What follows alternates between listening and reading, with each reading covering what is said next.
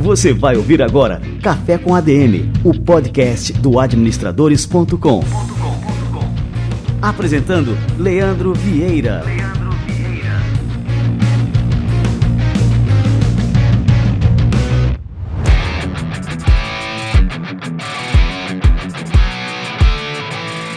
Fala galera, está começando mais um Café com ADM, a sua dose de cafeína nos negócios. E estamos começando o nosso episódio número 181. E neste episódio eu tive a honra de conversar com Daniel Castanho, o fundador da Ânima Educação, um dos maiores grupos educacionais do Brasil e que recentemente fundou o movimento Não Demita, um movimento que já mobilizou mais de 4.000 empresas que se comprometeram a não demitir nesse período de crise provocado pela pandemia do coronavírus. Este episódio está realmente imperdível, muito inspirador, então fica ligado que o Daniel Castanho daqui a pouquinho chega por aqui. E antes de dar sequência por aqui, eu tenho algumas dicas importantes para vocês. Dominar o inglês no nível de conversação está mais fácil do que nunca. Com a Cambly você pode se conectar com instrutores do mundo inteiro que falam inglês como língua nativa e ainda aprender costumes e curiosidades de outros países. A nossa repórter Raíza Pacheco conversou com a Diana, que é texana e tem mestrado em inglês. Ela deu uma dica matadora para quem quer melhorar a fluência do idioma. Saca só! What advice would you give to a Brazilian who understands a little bit of English but does not have fluency, cannot have a full conversation? What would you say to someone like that? Well, it's important there are a lot of free resources online to build up foundations for grammar. And an additional supplementary resource is Cambly, which is great because then you can have that text and ask a native English speaker and practice and even ask, I've made some worksheets for my students, sample exams or practice quizzes for them to use.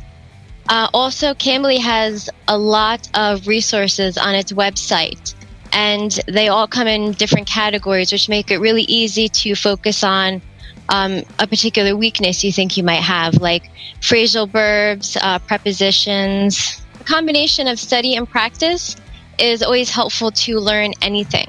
É isso aí, estudo e prática podem levar você a qualquer lugar. Siga a dica da Diana e estude agora com a Cambly. A plataforma fica disponível 24 horas por dia e pode ser acessado por computador ou aplicativo. Basta você selecionar um instrutor que esteja online ou fazer uma reserva de horário. Você pode escolher um professor com o perfil que você quiser usando os filtros de busca no site. O plano de estudos pode ser do seu jeito. Dá para praticar apenas conversação, estudar gramática, melhorar o sotaque, estudar inglês com foco em negócios e até aprender expressões e gírias regionais. Vale lembrar que muitos professores da plataforma também falam português. Acesse o site cambly.com e se escreve cambly.com para você entender como funciona. Tenho certeza que você vai gostar de aprender e falar inglês no seu ritmo. E olha só, nós conseguimos uma condição bem especial para os ouvintes do Café com ADM. Usando o cupom Café com ADM, tudo junto sem acento, você ganha uma aula grátis para começar a desenvolver o seu inglês. Não perca essa chance de ter uma nova experiência no aprendizado de idiomas sem gastar uma fortuna com mensalidades. Acesse cambly.com, lembrando cambly.com. Nós vamos deixar aqui o link na descrição do episódio. Faça sua conta e use o cupom Café com ADM, tudo junto. Bons estudos para você! Pessoal, agora eu vou fazer o quadro Livro da Semana. Tem uma super novidade aqui para vocês.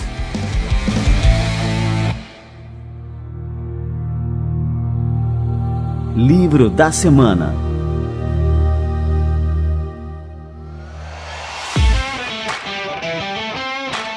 E no livro da semana de hoje eu tive a honra de receber aqui do nosso querido José Salib Neto, que já foi entrevistado aqui no Café com ADM, o seu novo livro em parceria com a Adriana Salles Gomes. O livro é O Algoritmo da Vitória, lições dos melhores técnicos esportivos do mundo para você aplicar em seu time, sua carreira e sua vida. Eu já dei uma olhada no livro, não comecei a ler, mas eu quis fazer logo aqui para vocês esse anúncio aqui do livro, porque ele tá realmente lindo. É um livro, e o meu tem dedicatória aqui, ó. Para o amigo Leandro, um forte abraço do Salib. E o livro é referenciado por grandes feras, o Gustavo Kirten, o Jorge Paulo Lemann, o Mauro Silva, que foi o nosso grande campeão da Copa do Mundo, a Hortência, a campeã de basquete, o Raí, o Philip Kotler, o papa do marketing, só para vocês terem ideia da turma aqui que está referenciando e indicando o novo livro do José Salib Neto e da Adriana Salles Gomes. E eu achei genial, assim, eles apontam justamente que todos nós colecionamos vitórias e derrotas na vida, e a diferença está justamente em aumentar as chances para vencer. E nada melhor que os esportes de alta performance para ensinar isso. E o José Salib Neto e a Adriana Salles Gomes, eles fizeram uma pesquisa super abrangente com grandes campeões, com atletas de alta performance, com equipes vencedoras, e o resultado está aqui. O algoritmo da vitória pelo selo Estratégia da editora Planeta. Show de bola, é a dica do nosso livro da semana. Livro da semana.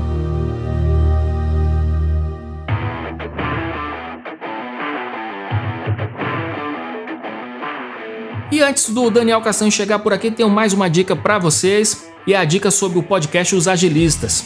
Uma gestão ágil é a melhor maneira de valorizar as pessoas que fazem parte da sua empresa e dar a elas um propósito. Motivação, ambiente de trabalho e confiança são alicerces dessa ideologia de produção. Eu achava que sabia bastante sobre metodologias ágeis como Scrum, Lean, XP, mas foi só quando eu comecei a ouvir o podcast Os Agilistas que eu comecei a entender a fundo a importância desses métodos de gestão. Os Agilistas é uma iniciativa da DTI Digital, é uma empresa que entende tudo de gestão ágil de projetos. Eu sempre gosto de colher insights ouvindo o podcast dos caras, seja para aplicar nos negócios, seja para gerar pautas para o próprio Café com ADM. Administração e agilidade tem tudo a ver. Siga os Agilistas no Spotify e fique de olho nos novos episódios publicados sempre às quintas-feiras. E é isso aí, galera. Vamos receber agora essa fera aqui, Daniel Castanho.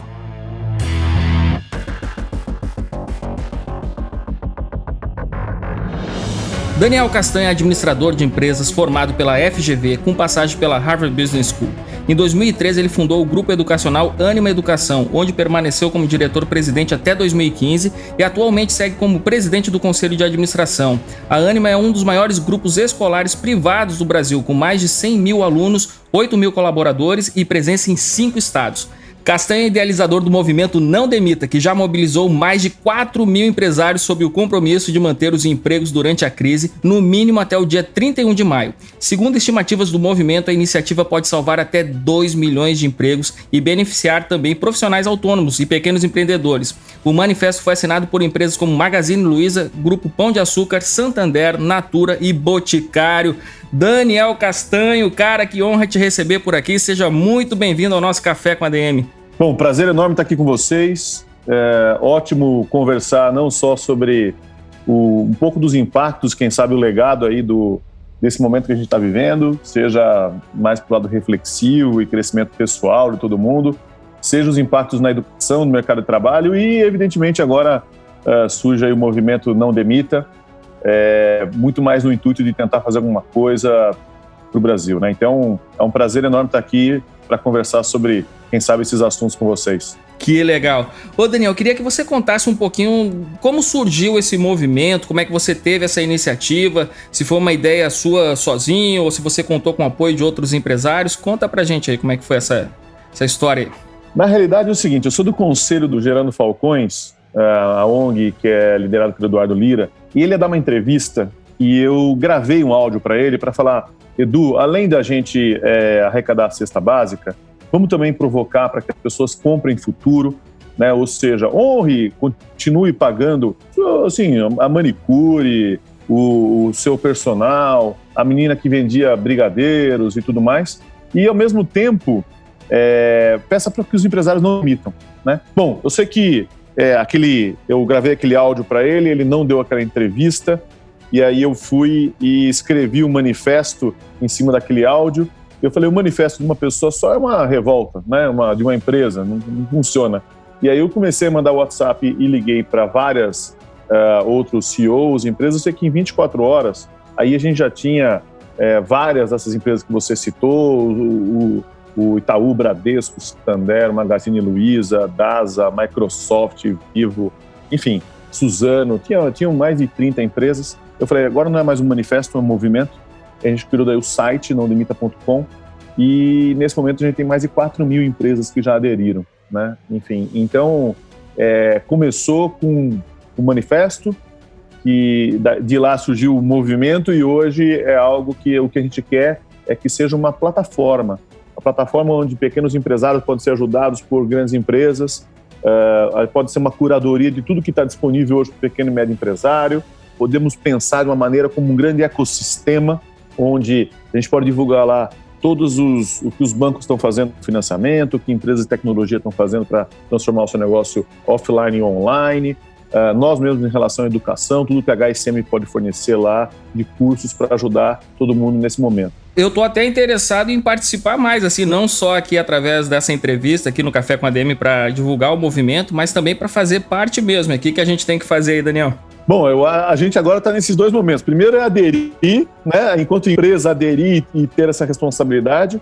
É entrar no site nãodemita.com e depois as redes sociais, porque é algo virtuoso. Você coloca a sua empresa então divulga a tua marca, né? Que você aderiu, e essa responsabilidade, acho que o empresário nesse momento. E depois as redes sociais. Então, se porventura a empresa demitir, os próprios funcionários colocam nas redes sociais, né? Então, ninguém assina, não é um contrato jurídico, não é nada, mas é um acordo moral, ético. E o que está acontecendo? Os funcionários estão ficando super orgulhosos, eles postam nas redes sociais, olha, minha empresa aderiu ou não demita. A gente está enxergando as pessoas que trabalham conosco de uma outra maneira. E eu acho que esse é um momento da gente refletir sobre isso, né? Porque a maneira que a gente trabalha vai mudar completamente. Então, se até agora várias empresas ainda trabalhavam no esquema, né, comando-controle, isso vai mudar radicalmente. Hoje tem que trabalhar com empowerment, quer dizer, com empoderamento, autonomia, confiança, e a gente vai ter que redefinir o accountability, redefinir a maneira da gente dar os feedbacks, o design da governança. E eu acho que, com isso, a gente tem que olhar as pessoas que trabalham com a gente não mais como funcionário. Para mim, todos são empreendedores. É um empreendedor que arrisca com o CNPJ do outro, né? É dessa maneira que a gente vai ter que encarar todo mundo que trabalha conosco. Então, eu acho que assinar o Não Demita é um compromisso, uma responsabilidade dos empresários nesse momento. Daniel, eu queria frisar essa palavra que você falou agora, no finalzinho, a responsabilidade dos empresários. E o documento, ele cita bastante justamente o termo responsabilidade social, né, que fala que é hora das empresas devolverem para a sociedade o que elas receberam da sociedade na forma da manutenção dos empregos. Você acredita que é hora desse discurso, né, de responsabilidade social, que é tão usado como uma estratégia de marketing, ser colocado realmente à prova? Eu acho que sim. Eu acho que no primeiro momento dessa crise, o que aconteceu foi que, assim, vários empresários, alguns demitiram e tudo mais, do mesmo jeito que todo mundo, várias pessoas correram para o supermercado, entendeu? Quer dizer, não estou criticando, mas o impulso inicial foi: eu vou salvar minha empresa, eu vou me preocupar com a minha família e tudo mais. Só que depois, quando você ficou em isolamento, quando você começou a ver as pessoas efetivamente morrerem, quando você começou a ver o que está acontecendo dentro das favelas, as pessoas não têm o que comer, são aquelas pessoas que vendem o almoço para pagar o jantar, despertou uma consciência em todo mundo. E eu estou falando desse outro... Eu não estou nem criticando os empresários que de uma maneira impulsiva falaram que iam demitir. Porque também seria da mesma maneira eu poderia criticar as pessoas que correram no supermercado para comprar papel higiênico, para a farmácia, comprar álcool gel ou sei lá o quê. Eu acho que aí você tem uma segunda onda, que é de um amadurecimento, de uma ampliação da consciência. A gente tem que refletir, quer dizer, também sobre o papel do trabalho nas nossas vidas. É o momento da gente pensar os nossos ofícios. O que eu acho que a gente está presenciando aqui vai arrastar muito tudo que a gente considerava que era estável na nossa vida. A economia vai mudar, as empresas vão se transformar, o nosso dia a dia vai ser diferente. Enfim, eu acho que a gente está nesse momento de amadurecimento. Então, os empresários, eles têm que, nesse momento, assim como os médicos estão fazendo o trabalho deles, as pessoas de suprimento também, de serviços básicos, o que o empresário precisa fazer é entender efetivamente a sua responsabilidade enquanto empreendedor e não demitir, para que não haja um colapso de quantidade de desempregados no Brasil. Então, não é todo mundo que... Eu não sou Alice no País das Maravilhas. Claro que eu tenho consciência da realidade. Agora, do mesmo jeito que não dá para a gente fazer um isolamento de 100% das pessoas, né? Quem sabe 70%, alguma coisa assim. Alguns têm que trabalhar, como já falei, esses aí que eu acabei de citar. Agora, se você pode fazer isolamento, você não fazer significa que você está tendo uma atitude mesquinha, egoísta, ensimesmado, alguma coisa assim, né? Você não está pensando no todo. Então, se a empresa pode não demitir, alguns vão ter que demitir, indiscutível. Agora, se você pode, preserve as pessoas que trabalham com você, para que a gente evite um colapso da quantidade de desempregados no Brasil. Então, essa é a responsabilidade. Do mesmo jeito, tem que ficar em isolamento para que não haja um colapso do sistema, da infraestrutura médica e morram mais pessoas por falta de UTI do que a infraestrutura que a gente tem.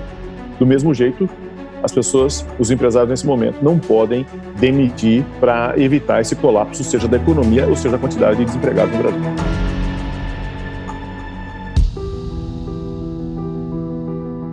Ô Daniel, o manifesto ele tem uma data para expirar, que é o dia 31 de maio, né? Quais são as condições para que esse prazo seja prorrogado, né? Uma vez que agora a gente teve já aqui a previsão do Ministério da Saúde, né? Que o pico da pandemia vai ocorrer ali entre maio e junho. Pois é, quando ele surge com essa data para que todo mundo tenha uma previsibilidade. Você não pode pegar e falar assim, olha, não vai demitir nunca mais, né? Então você tem que ter uma previsibilidade até quando você consegue sustentar, consegue se comprometer em não demitir. Do mesmo jeito a respeito do isolamento, né? Você fala assim, olha, precisamos agora ter uma data depois do pico, a gente vai voltar, tem que ter uma previsibilidade. É muito difícil, nesse momento, da gente conseguir entender o que será, né? A partir de 1º de junho. As empresas vão renovar esse compromisso, ou se simplesmente o compromisso acaba, mas a gente transforma o portal numa grande plataforma onde uns podem ajudar os outros, e aí quem quiser continuar com o compromisso, continue ou não, ou todos podem reafirmar o compromisso por mais um mês ou alguma coisa assim.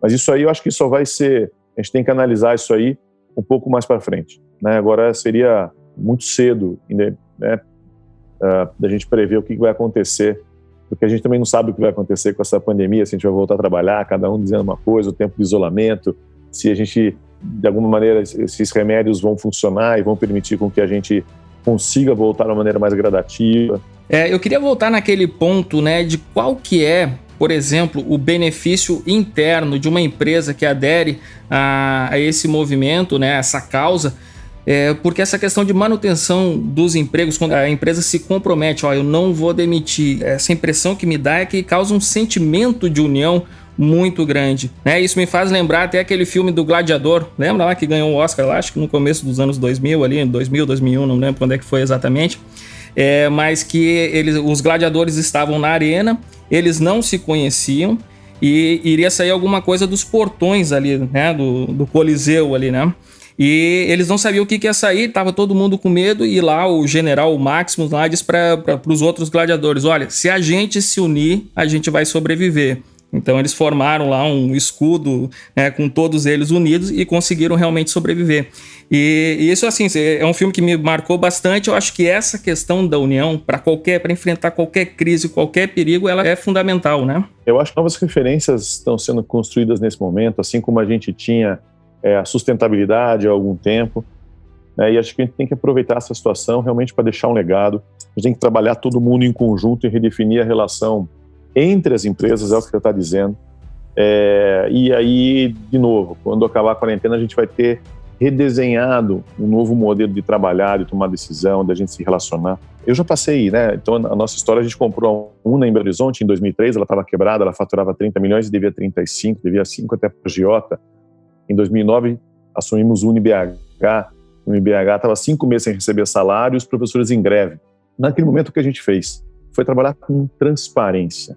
Então a gente chamou todo mundo, tínhamos um PowerPoint, a gente mostrou ali como é que estava a empresa, quanto que devia, quanto que faturava, quais eram os principais problemas, os custos, as despesas. Abrimos tudo. E foi muito legítimo, porque aí todo mundo entendeu e falou, nossa, e aí a gente abriu e falou assim, vocês são mestres, doutores, vamos juntos reconstruir esta empresa, pensar em novos modelos de negócio, o que a gente pode fazer, como a gente se reinventa. E aí foi incrível, e eu tinha muita legitimidade para fazer isso, porque nós tínhamos acabado de entrar. Então, a gente não era o responsável por ter quebrado aquela empresa. E eu acho que essa é a situação que a gente encontra hoje no Brasil, né?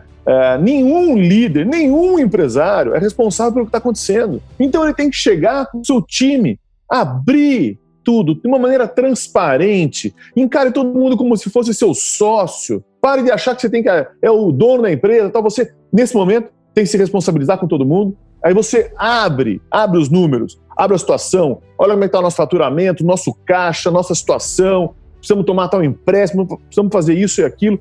E aí todo mundo vai ajudar, vai redefinir o modelo de negócio, vai ter soluções criativas, vai estar todo mundo engajado. Aí sim, eu acho que você sai de uma maneira muito mais forte, muito mais sólida. Então, esse momento que você falou de estar todo mundo unido entre empresários, né? Empresários de governo, e você com o seu time, e você tem genuíno isso, você tem essa credibilidade genuína, verdadeira, e todo mundo sabe que você não foi o responsável por essa crise. Então, esse é o momento de você passar a encarar todo mundo, não como seus funcionários, mas como seus sócios, como as pessoas que acordam todo dia e querem estar lá. Até porque eu acredito que esse é o momento de reflexão. Quando tem muita gente que fala, quando eu tiver muito dinheiro suficiente para não trabalhar mais, eu não vou trabalhar. Vou parar de trabalhar. Cara, mudou. Hoje está todo mundo entendendo que o trabalho, ele é algo para você crescer, para você se desenvolver, para você aprender. O ser humano precisa ser útil, né? Então, hoje é o momento da gente refletir o seguinte: você faria o que você está fazendo até de graça? Porque se não, você tem que repensar o que você está fazendo. Entendeu? Quer dizer, o mundo deu uma oportunidade para nós, para que a gente pare para pensar efetivamente o que a gente está fazendo, o nosso papel na sociedade. Então, eu acho que as pessoas vão voltar, primeiro, de uma maneira todo mundo mais unido, repensando o que você faz na sua vida, a sua maneira de trabalhar, né? Repensando o seu ofício e entendendo. Outra coisa que eu sempre pergunto é o seguinte: se faz mais de uma semana que você não aprende, alguma coisa está errada. Quando foi a última vez que você fez alguma coisa pela primeira vez? Você tem que se repensar, tem que fazer algo completamente diferente. Então, eu acho que esse é o momento que todo mundo vai refletir, vai voltar para o seu trabalho, a maneira vai ser completamente outra. E aí, então, é a oportunidade que você tem de olhar para todo mundo que se dedica lá, que acorda todos os dias e trabalha junto com você e falar: cara, a gente não está aqui pela grana, a gente não está aqui pelo resultado financeiro no final do dia, a gente está aqui para construir algo que seja diferente, né? E aí repense o que você está fazendo, o seu papel na sociedade, o papel da empresa na sociedade. Mas para mim esse é um momento de crescimento, de amadurecimento e de estarmos todos unidos, de entender que a gente é indissociável, né? A indissociabilidade entre o presencial e o à distância, o uso da tecnologia, entre as empresas, e entender que você faz parte, todo mundo faz parte de um grande ecossistema. E se acontecer alguma coisa lá com um cara na China, olha só aconteceu no mundo, né? Então, o que está a 10 quilômetros da sua casa, aqui da comunidade, também a gente é responsável e tem que tentar fazer alguma coisa por essas pessoas, né? Pela sociedade onde a gente está inserido. E me diz uma coisa, você falou agora, tocou no ponto, né, da educação à distância, e eu queria saber o que a Ânima Educação, quais foram as medidas justamente para atenuar essa questão do isolamento social. Vocês transformaram realmente a questão da educação à distância numa realidade agora, nesse momento? Eu não gosto muito do termo educação à distância, até porque o EAD no Brasil, ele foi estruturado ainda com a mentalidade do delivery conteúdo, né, de entregar conteúdo. Então, é o ensino à distância mesmo. E na década de 80 era o telecurso segundo grau. Você mandava lá as apostilas, depois agora você mandava um PDF online. O que a gente faz na Ânima? Na Ânima, como a gente tem diversas universidades em diversos lugares, os professores preparam suas aulas e aí ele faz toda a curadoria lá dos vídeos, estudos de caso, metodologias, textos, enfim. E há um repositório, há um lugar onde compartilham toda a aula que eles prepararam, o PowerPoint, os vídeos e tudo mais. E aí um outro professor daquele mesmo conteúdo em outro lugar, ele pode pegar aquilo e enriquecer, agregar, trazer outras coisas e tal. Então a gente tem uma plataforma enorme de curadoria desse conteúdo. O que nós fizemos? Fizemos uma parceria com as teles, A gente deu daí 5 GB para todos os alunos e todos os professores, contratou, né, fez as licenças do Zoom. A gente é a empresa hoje que tem mais licenças do Zoom no Brasil, se não me engano. E aí, os professores agora os alunos recebem todo esse conteúdo antes, os vídeos, os textos, eles leem, e os professores entram da casa deles, os alunos da casa deles, e fazem todo dia à noite um Zoom, como se fosse o horário da aula mesmo. E não é para o cara ficar lendo um PowerPoint, é para discutir, para aprofundar, é para tirar dúvidas, porque todo mundo já foi preparado para a aula. E a Ânima estava preparada para isso. Inclusive, essa nossa plataforma, tem mais de 30 universidades usando essa plataforma, porque a gente cedeu. Tá bom, tem gente que não tinha nada. O que vai acontecer com a educação? A gente vai deixar de ter aquele ensino à distância, que é o delivery conteúdo, e a gente vai migrar de ensino à distância para o aprendizado de perto com o uso de tecnologia. Eu costumo dizer algumas vezes, eu falo, você está numa palestra com 2.000 pessoas, é considerado presencial. Você não nem está vendo lá a pessoa, né? Está vendo ela num telão. Agora, uma conversa com essa entre nós dois é considerada distância. Isso daqui acho que é muito mais de perto do que uma palestra que você vê com outras 2.000 pessoas. Com certeza. Então, a gente vai redefinir esse conceito de lugar, de espaço, de tempo. A gente vai repensar tudo isso. E aí, por isso que eu digo, isso aqui é muito mais de perto. Então, é a educação de perto com o uso de tecnologia, né? Não é o ensino à distância. E é a mesma coisa, acho que acontece com as escolas, né? Elas estavam menos preparadas. É claro que, para uma criança, a escola é o espaço da convivência, desenvolver a empatia, de lidar com a frustração. É muito mais isso do que o aprender efetivamente a ler e escrever, né? Isso aí você pode até fazer na tua casa, em outros lugares e tal. Então, você precisa, obviamente, de uma interação maior. Agora, a universidade terá uma hibridade ou hibridez, não sei qual que é o termo correto. A tecnologia será algo indissociável, né? Seja para a escola ou seja para a universidade. Do mesmo jeito agora que a relação de trabalho desmistificou a questão do home office, eu acho que os professores agora não estão mais olhando a tecnologia como uma concorrência, né? Estão olhando como algo que pode ajudá-los, né? Porque o professor é o grande artífice dessa mudança. Cara, eu tô lembrando agora aqui do Manuel Castells, que é um sociólogo espanhol, e ele escreveu uma trilogia riquíssima, que é a Sociedade, o Trabalho e alguma outra coisa que eu não lembro o que era, mas sobre, acho que era educação, né? Um dos tomos lá, um dos volumes, falava sobre educação, e ele previa, isso eu não sei quando é que ele escreveu, acho que foi no começo dos anos 2000, e ele previa que a educação no futuro seria exatamente esse modelo híbrido entre informática, ele usava esse termo, né? Informática, salas de aula, enfim, tudo estaria conectado num nó, né? Ele usa esse termo nó, que é justamente o que a gente está vivendo agora, né? Acho que a gente está partindo realmente para esse modelo, né? Eu acredito que assim, o que aconteceu com a indústria da música e da mídia com o www, agora com inteligência artificial e análise de dados, você vai ver uma disrupção enorme, enorme, em todas as áreas onde o ser humano é o centro, né? Seja educação, seja saúde, seja área de finanças, seja governo, vai ter uma mudança enorme. Então, até acho que tudo que a gente viu em relação à educação para trás vai ser completamente revisto. Tentar ser bem breve aqui é o seguinte: você aprende de duas maneiras, né? Ou por necessidade ou por desejo. E muitas vezes a escola e a universidade é estruturada para que você aprenda pela necessidade, e a necessidade é a prova. Ou seja, você sempre aprende para o outro. E muitas vezes o professor dá aula e ele é que define tudo que você precisa aprender. Então, a escola você aprende de maneira passiva e sempre sem significado. É sempre para você passar de ano, é uma prova para tirar nota, mas não que aquilo tenha significado para você. A escola precisa mudar radicalmente o porquê aprender. E esta é a chance que a gente tem. Então, a gente tem que deixar de aprender para o outro e passar a aprender para você mesmo, para que você consiga definir o seu percurso formativo.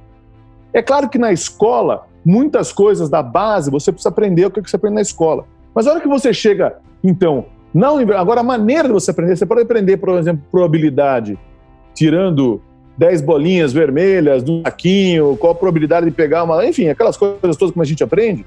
Ou qual a probabilidade de você tirar uma figurinha pro álbum de figurinha, a probabilidade do seu time ganhar, tem coisas que têm significado significado para você. É disso que eu estou falando. Então você pode aprender as mesmas coisas, só que com significado. E aí sim não é pela obrigação, mas é pela curiosidade, pelo desejo. Então a escola vai precisar se redesenhar dessa maneira. Inclusive, a prova nada mais é do que um assessment para entender como você está, para ver o que você precisa evoluir. E aí você imagina você chegar na universidade e lá tem 5.000 competências. Você não vai mais entrar no curso de administração, direito e engenharia. Você vai entrar na universidade e você vai pegar aquelas 5.000 competências e vai colocando no seu cesto para falar, olha, isso aqui tem a ver comigo. E você vai redefinindo o seu percurso formativo. Então, a universidade tem que ter um lado da curadoria e, do outro lado, ajudar o aluno com a mentoria para que ele possa fazer as escolhas. E aí, o começo da universidade é um assessment para entender quem você é, o que você quer fazer, e aí, quem sabe você definir o seu projeto de vida.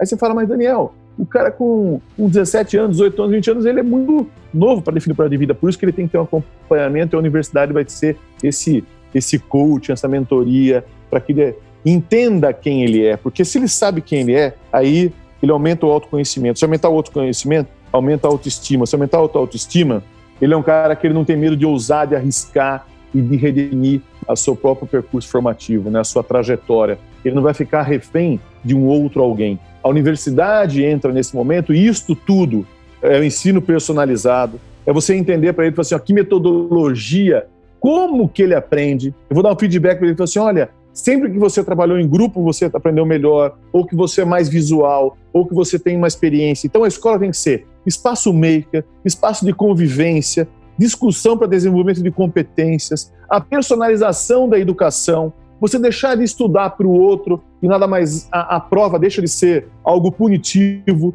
e passa a ser algo construtivo, é um assessment, é um feedback para que ele possa construir o percurso formativo dele. E aí a gente está formando pessoas que eu digo que são empreendedores. Empreendedor não é o cara que tem empresa.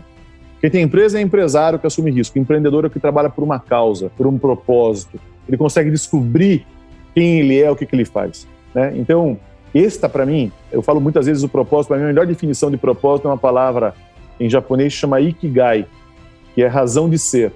Que, na verdade, é a confluência entre o que você ama, o que você faz bem, o que o mundo precisa e o que o mundo paga para. Então, se você descobre o seu Ikigai, ao mesmo tempo, você precisa ter discernimento, né? Discernimento para quê? Para fazer as escolhas. Afinal de contas, nós somos fruto das escolhas que fizemos. E aí, é muito fácil você definir entre o certo e o errado. O difícil é entre você definir entre o certo e o certo, né? E aí, fazer as escolhas de maneira mais profunda. E a terceira coisa é a maneira como você encara o erro. Então, muitos chamam de resiliência, até acho que resiliência não é a capacidade de carregar pedras, mas a capacidade de dissolver pedras. É não ter medo do errar. Tem gente que faz um cubo mágico e para e fala, nossa, isso aqui não é para mim. E tem gente que o erro nada mais é do que um grande desafio. E se a gente conseguir fazer isso, para mim é esta grande revolução que vai acontecer na escola. Você, daquela maneira toda que eu descrevi, mas de alguma maneira você fazer com que as pessoas descubram o seu propósito, que eu chamo de Ikigai, que elas tenham discernimento para poder fazer as escolhas e que não tenham medo de errar. Ao contrário, né? Que o erro seja nada mais do que uma motivação, um incentivo para que possa ir para frente. Se a gente fizer isso, eu acho que é uma revolução na educação e a gente vai estar construindo um país e um mundo muito diferente do que a gente está vendo hoje. Nesse nosso Café com ADM, a gente parte aqui da reflexão sobre a questão dos empregos, sobre a união das pessoas, né, em torno desse momento difícil. Estamos falando sobre educação e aí agora eu queria fazer um gancho justamente da questão da educação para preparar as pessoas para esse novo ambiente. Eu não sei se essa realidade que a gente está vivendo agora, ela vai se perdurar, se vai mudar muita coisa ou se quando passar isso aí a gente vai voltar às velhas práticas. Eu espero que não, porque a gente está tendo uma oportunidade muito grande para dar esse salto evolutivo, né? Um salto principalmente de consciência. Eu acho que isso é fundamental. E aí eu queria que você comentasse agora assim, qual que é o papel da educação, desse cenário que você acabou de descrever tão bem pra gente. Assim, eu tô maravilhado aqui, viu, Daniel? Só para fazer um parênteses aqui. Na formação dos novos profissionais, né, das novas empresas, de uma nova consciência que a gente tem que realmente fazer surgir no nosso mercado, no nosso meio empresarial de uma forma geral. Eu acho assim, ninguém que passa por um acidente grave, quem sabe uma doença séria, uma perda significativa, fica da mesma maneira, né? São nesses momentos que a gente reflete. A gente está passando por um momento assim, de uma maneira coletiva, né? Então, eu acho que as pessoas, muita coisa vai ser transformada mesmo. O que a gente está presenciando, a economia vai mudar, as empresas vão se transformar, tudo que a gente está falando vai ser, acho que, completamente diferente. Como eu disse, surge uma nova liderança. Vamos lá, quando a gente pensa nos mestres orientais, das artes marciais, o mestre é aquele que traz serenidade, que traz clareza, que traz lucidez, traz discernimento, mas ao mesmo tempo é o que inspira, é o que provoca, é a luz, né? É o que faz, esse é o mestre. E eu acho que nesse momento o que nós vamos precisar são de mestres com essa definição. As pessoas que são serenas, que são lúcidas, que têm uma clareza e ao mesmo tempo que inspiram, que provocam, que fazem com que a gente reflita, que fazem boas perguntas, que incentivam. Então, esquece esse negócio de nós temos agora que ter meta, e porrada, e o chicote, e vamos, e bônus. Esquece, não é mais bônus, né? Isso aqui é bom também, mas é muito mais a inspiração, a provocação, o trazer essas pessoas. E eu acho, na sociedade, a gente sai desse momento com algumas instituições mais fortalecidas, né? Você precisa entender o papel do governo nesse momento, dando uma diretriz, seja na economia, na saúde nesse momento, enfim.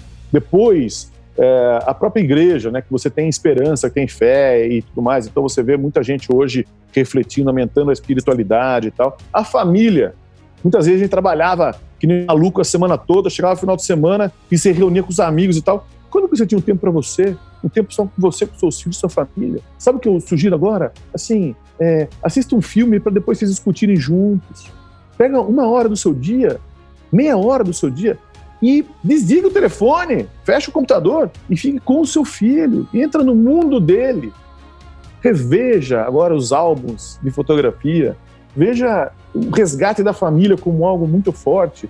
E além disso, para mim, é a escola. Então, tá claro hoje, os alunos estão com vontade de voltar para a escola para aprender, estão com sede de aprender. A Adélia Prado dizia, eu não quero queijo, eu não quero faca, eu quero fome. Né? E é isso, que a gente está despertando nesse momento é fome. A fome de aprender, a fome de trabalhar, a fome de ser útil, o desejo e tudo mais. Então, a escola que traz o equilíbrio. E eu acho que, assim, se a escola traz o equilíbrio, o professor é o grande artífice disso. As pessoas estão com saudade dos professores, estão com o desejo dos professores. E os professores são esses mestres que eu te falei. Não é aquele que dá o conteúdo, mas nessa nova universidade que eu descrevi, nessa nova escola que eu descrevi, o professor é o que inspira. E eu acho que os líderes têm que ser professores, né? E os professores têm que ser líderes. E é algo novo, mais uma vez, indissociável. Eu acho que esse é o novo perfil da liderança, esse é o perfil das pessoas e das empresas que serão as grandes locomotivas, os grandes protagonistas, os grandes artífices desta transformação desse momento que a gente está vivendo.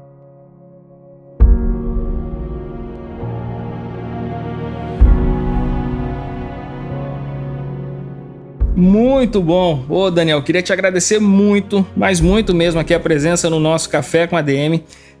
Eu tenho certeza que quem ouviu este Café com ADM até agora é impossível não sair transformado dele. Então, assim, a gente já tá aqui, são mais de 180 episódios no ar toda semana. Nunca tirei férias aqui do Café com ADM aí nos últimos 3 anos. Eu sempre brinco aqui que eu tenho o melhor trabalho do mundo, porque a cada semana eu aprendi muito contigo hoje, queria te agradecer por isso e também por estender aos nossos milhares e milhares de ouvintes todo esse conhecimento e experiência que você compartilhou aqui hoje. Muito obrigado mesmo, cara. Não, eu que agradeço, é um prazer aqui estar com você, é o momento da gente aprender uma nova maneira da gente se relacionar, de estudar, de trabalhar, de tomar decisão. Eu realmente acho que a gente vai sair mais forte, mais lúcido, né?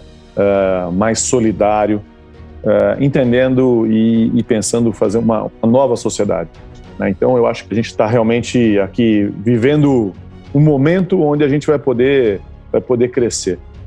Você falou de um filme, você citou o Gladiador. Eu também adoro o Gladiador, mas eu acho assim, hoje a gente como espécie, o ser humano precisa se apoiar, todo mundo precisa estar junto.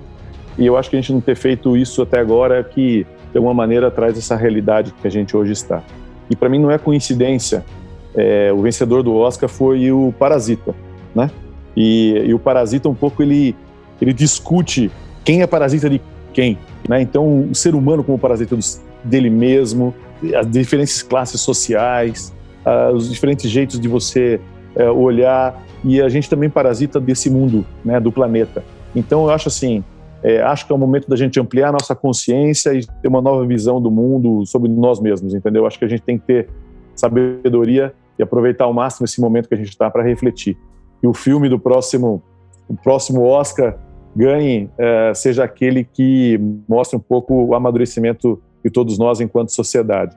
É isso que eu espero, é isso que eu acredito, como a gente vai sair desse momento que a gente está vivendo. Uma última coisa aqui, só para a gente deixar o recado bem dado aqui para a turma, como que as pessoas podem ter acesso aqui ao movimento Não Demita, né? E também saber se você produz conteúdo em rede social, em algum site, blog, para a gente também passar para a turma, que tem certeza que muita gente vai querer acompanhar o teu trabalho, as suas ideias. Eu não sou muito bom em redes sociais, mas recentemente está todo mundo me provocando, então, mas o meu Instagram é Daniel F. de Faca Castanho. Também no LinkedIn, aí eu publico algumas coisas do que a gente discutiu aqui. E o site é o nãodemita.com. Então no nãodemita.com você pode ir lá se registrar. E depois também as redes sociais é o hashtag Nãodemita. E no Instagram também é Nãodemita, no LinkedIn Nãodemita, mas é o nãodemita.com onde você faz a inscrição no Nãodemita. E realmente é um prazer e parabéns, porque eu acho que há muito tempo vocês fazem isso. Mas nesse momento é muito importante. É um momento, como eu disse, de reflexão. Eu costumo dizer algumas vezes, eu falo assim, olha, um curso é tudo aquilo que fica depois que ele acaba. E quem sabe você ficou fazendo um curso durante um dia inteiro e você teve um insight. Aquele insight que valeu, o resto só foi um tempo que você ficou, mas ele serviu para aquilo. Então, eu espero que essa nossa conversa, para quem nos escutou, está escutando, que de alguma maneira tenha, que reste, né, que sobre alguma coisa, que tenha tido pelo menos um insight, uma provocação ou um questionamento e que de alguma maneira isso possa ajudar as pessoas que nos escutaram. Show de bola, valeu demais, Daniel Castanho. Cara, um grande abraço, muito obrigado mesmo, viu, Daniel? Eu que agradeço. Mais uma vez, um prazer enorme estar aqui com vocês.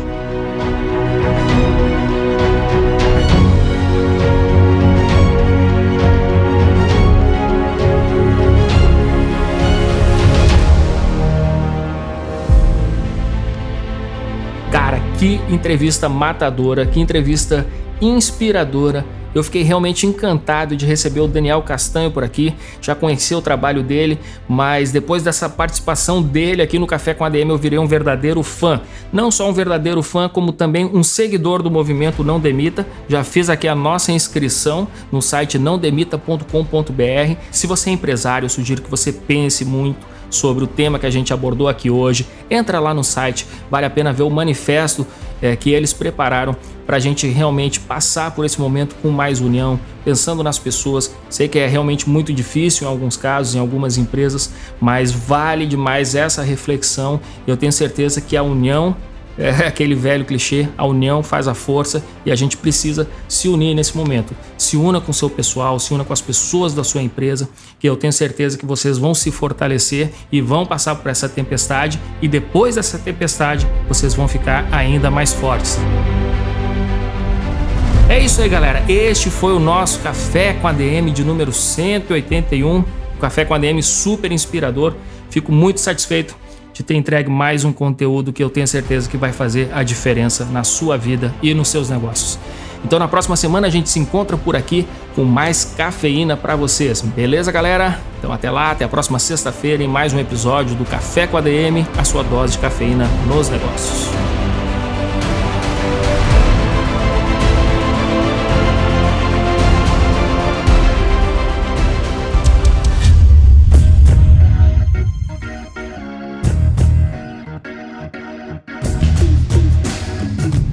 Você ouviu Café com ADM, o podcast do administradores.com.